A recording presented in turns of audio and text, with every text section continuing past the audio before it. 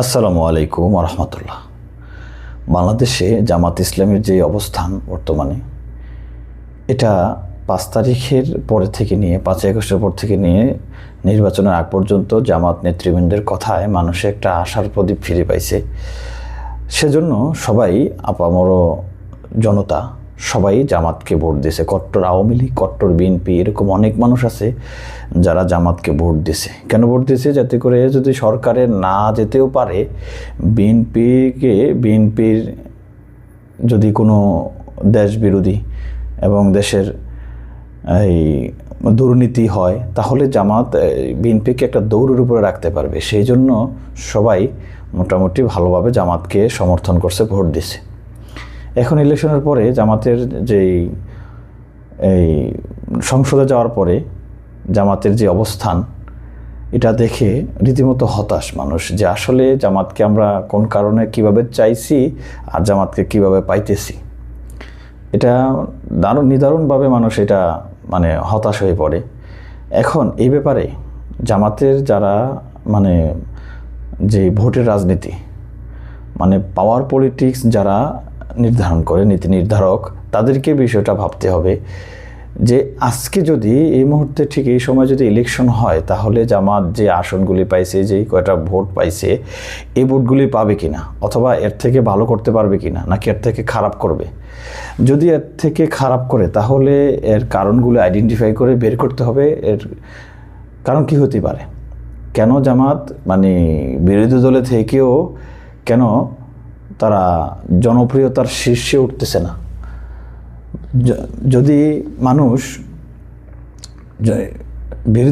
বিরোধী দলে থাকলে যে কোনো দল জনপ্রিয়তার শীর্ষে থাকে, কিন্তু জামাতের বেলায় সেটা একদম খুব বাজেভাবে দেখা যাইতেছে। যদিও মিডিয়া ট্রায়াল হয়, মিডিয়া জামাতকে স্বীকার করতে চায় না। এখনও পর্যন্ত স্বৈরাচারের সময় যেভাবে মিডিয়া কাজ করতো সেভাবেই করতেছে।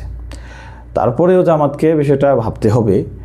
কারণ হচ্ছে যে বিভিন্ন জায়গায় যদি কোনো অনিয়ম হয়, তাহলে সেখানে জামাতের কোনো শক্ত প্রতিবাদ দেখা যায় না।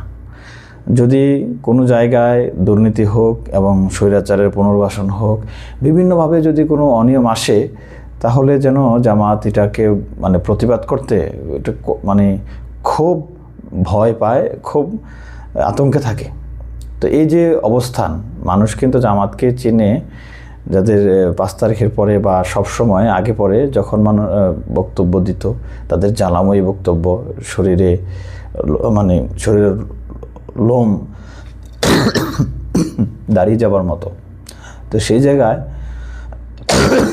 জামাতের এই অবস্থান, এটা খুবই দুঃখ দেয়। বিএনপির সমালোচনা না করে, যেখানে সমালোচনা করা দরকার ওই সব জায়গাগুলিতে সমালোচনা না করে চুপ থাকা হয়। এটা কি হয়?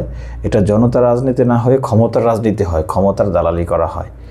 তো এমনি যদি পরিস্থিতি চলতে থাকে, তাহলে জামাত যতটুকু আগাইছিল ততটুকু পিছিয়ে যাবে, এবং এই পিছিয়ে যেতে সময় লাগবে না।